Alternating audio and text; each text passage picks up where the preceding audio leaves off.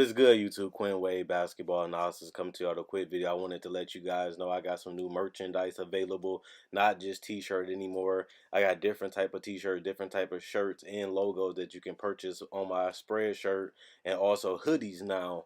We have expanded and added more to the channel and more merchandise for the brand. Thanks for supporting. It will be in the description and the links will be in the comment section below. Thanks for helping me and supporting the movement. Quinn Wade Basketball Analysis. I'm going to check out the video. What's good, YouTube? Quinn Wade Basketball Analysis coming to another video. We're going to talk about CP and OKC.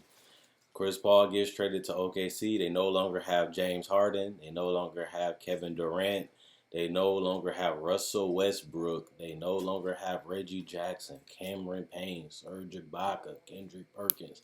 The team that was up and coming, the team that we thought would be the Warriors, winning multiple championships and being a dominant team for years to come. They broke up very early, and they are all off this roster, and some of them won titles, and some of them are on the quest to do it. But they're trying to rebuild this franchise with picks and being able to use them as assets as to get other players. But they also are starting from the middle. They're not great, they're not terrible, but at the same time, they're in the middle. That's a place that you really don't want to be in because you're not going to win a title, but you also want a high draft pick. But even with the draft being changed, you really don't want to be too terrible because you're not even guaranteed to get the number one pick anyway. But one thing they do have is a bunch of picks and some decent assets on this roster. So even if they wanted to rebuild, that is a huge option this season because they do have enough players to do it and they do have enough picks to do it. It's just about finding that player that's worth trading for or that you love and think can transform into being a superstar. And Shai Gilgeous is one of those pieces that a lot of people feel that can get there. Having a rookie season that was better than even what I thought, being a 10.2 rebound, 3 assist guy, playing huge minutes in the playoffs where he ended up averaging some decent numbers. So Shai Gilgeous has huge potential. 6'6", 181, a little undersized when it comes to weight and muscle. He's also only 21 years old.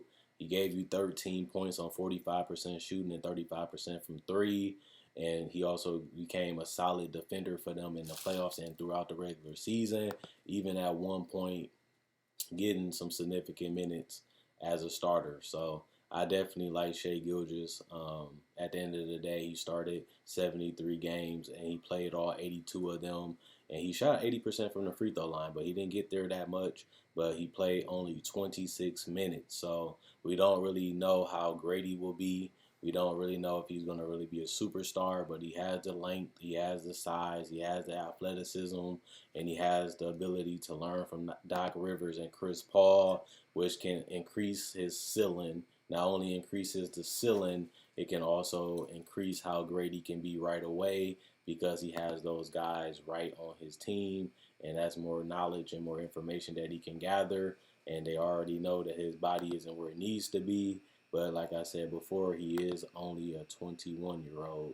So he has time to get stronger and put more muscle on so he can be an even more dynamic and tougher, a better defender and a tougher player to guard in the future. This is a team that won 49 games last year with Russell Westbrook and Paul George. Russell Westbrook was all NBA player. Paul George was third in MVP voting. You still do have the grit and grindy Steven Adams, who is only 26 years old. You also have Raymond Felton, who is most likely not going to get picked up. You also have Danilo Gallinari, who at the end of the day was a solid player for them, can give them some floor spacing, can give them some shot creation from time to time. And he's just a valuable player right now because he is the modern day forward and a guy that can also play some forward. Problem with him is just health, same with Chris Paul. But other than that, he is a solid guy that he's coachable, and at the same time, he understands the game, and he's not really trying to be something that he's not. But we all accept him for that, and he really has shown that he can be a guy that can help you win games, as he was really helping that Clipper team out all season, no matter what his role was, and that's very important. Terrence Ferguson is also 21. He's a guy that has shown that he can be a solid three-point shooter. He's a very athletic and prideful defender. I like the fact that he really takes that as a competition. He really takes that as a challenge. And you want young players to want to play defense. You want young players to realize their potential early. And by him getting significant minutes, I think that he is a guy that can really be something special for them in the future, especially if Andre doesn't work out because he has been beat up and injured for the majority of 2 seasons. And that's not what they really expected from him, but that's what they ended up getting was these major injuries. Ferguson also started 74 games for them last year. He ended up shooting 36% from three on 4 tries a game, which is very well. That's very good for him, and I think that's very important too because they need that floor space, and he can go out there and be a decent option to play alongside Gallo at that 2 position, and you have some good shooters that's very reliable and very consistent out there for Chris Paul and Shea Gilgeous if he does play the point guard position. You also have Mike Muscala to help that out. He has always been a solid veteran now at this point, and he has really been known as just a great spot up shooter. You got Nerlens Noel, who I like, but he hasn't really lived up to the hype. He was a person that was supposed to be the number 1 pick, but hasn't played like it. He turned down the money in Dallas, got less to go to OKC, but it seems like he liked it there because he ended up coming back this season, even though he could have left to other teams. And I like him. He's only 25. He can be a solid rim protector. He has upped his scoring a little bit, having a little bit more moves. Still a little raw offensively, but he has been able to continue to make a roster, and it seems like people like him as a teammate. It's just about trying to live up to that potential, but he ain't going to be able to do it at OKC because Steven Adams is there, which is unfortunate. But that just hurted him that he didn't stay in Dallas. Chris Paul, the veteran of the team, a guy that has really embodied what a winner and a champion is, even though he hasn't been able to get one. I know people don't like Chris Paul or respect him as much because what they hear about him. Plus, on top of that, you're making $38 million plus the next couple of years at an age of decline. I am a huge Chris Paul guy, but even I gotta admit it, he ain't the same Chris Paul, and he is only going to get a little worse as he gets older. But he still can create some type of shot. He still is a great spot up shooter. He still is a great decision maker. The athleticism loss, the speed loss really has hurt him, but he still has found ways to be effective, and I think that that's very important too. Still knowing that who you are, still knowing what you're good at, and still using that as a strength. And he still knows how to get to his spots. He still knows when to pass. He still knows how to read and react and make the right play. And he's a winner. It just he hasn't been able to win the title, even though now his Western Conference and Conference Finals demons are gone. It's time just to really focus on what's the next chapter for him since Houston didn't work out. Houston wasn't the spot that we thought it was. They had a fantastic first season, but couldn't really close it out the next season, and he's gone. Now it's just about figuring out what's the next direction, where he's going to go, and trying to still have a chance to compete for titles. He's one of those guys that I don't see being on this roster by the end of the season. But I think they're going to have to give up something like a pick or a player to get rid of his contract. But I still think it'd be worth it because he gets to play for a team that can contend, and they get off his contract, which is a longer term contract. So they should have a reason to want to get off of it. It's not like it's expiring. So I really want to see how Chris Paul is going to approach this season, knowing that he's a winner, so I know he's going to still try to go out there and compete. I know he's going to still trying to go out there and win games.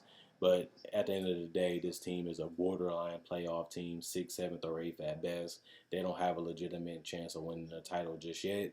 But Sam Presti does have a lot of assets, and he has a lot of players that he can turn his team into a contender.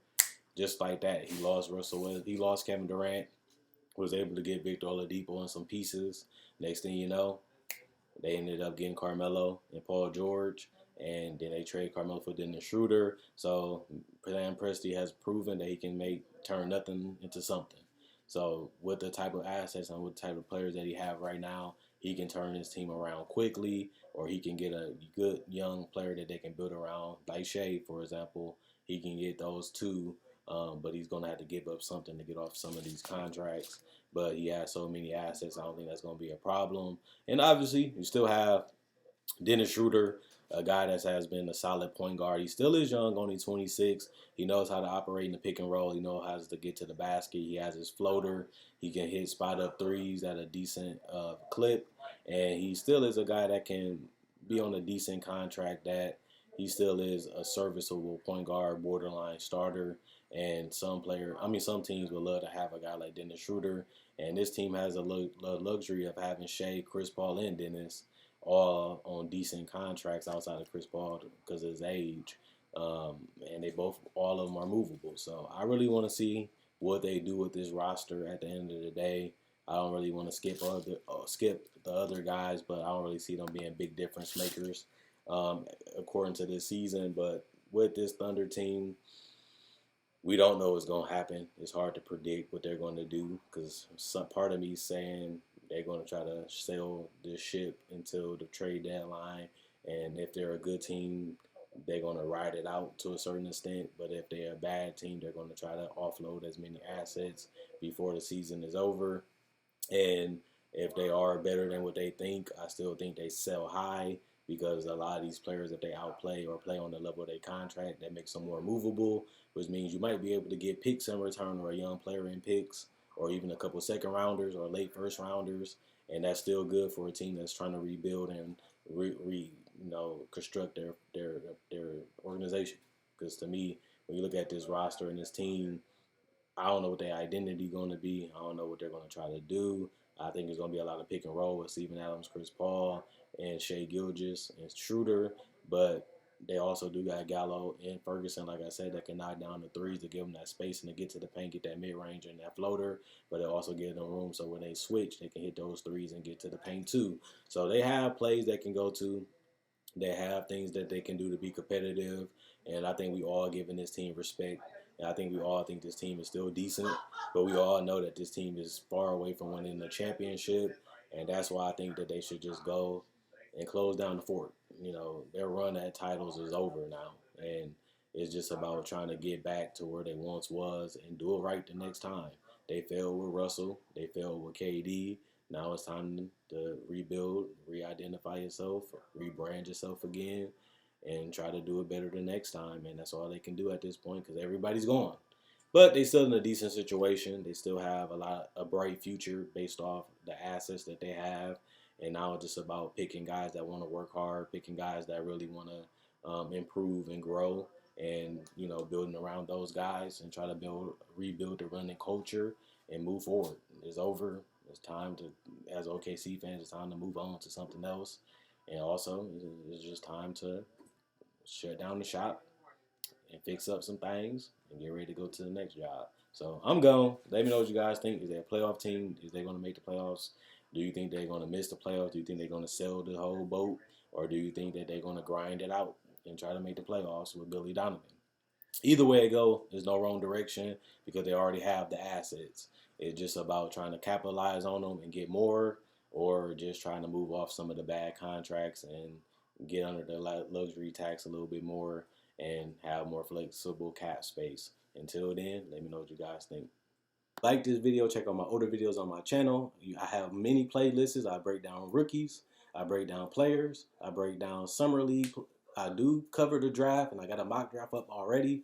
Not only that, I do podcasts, and I also talk about the game of basketball, whether it comes to summer league, free agency, trade deadline, buyouts, and also I cover top 10 discussions and stuff like that. So you like this type of video, you like the NBA, check out my older videos and my playlists. I enjoy making these videos. You guys enjoy watching.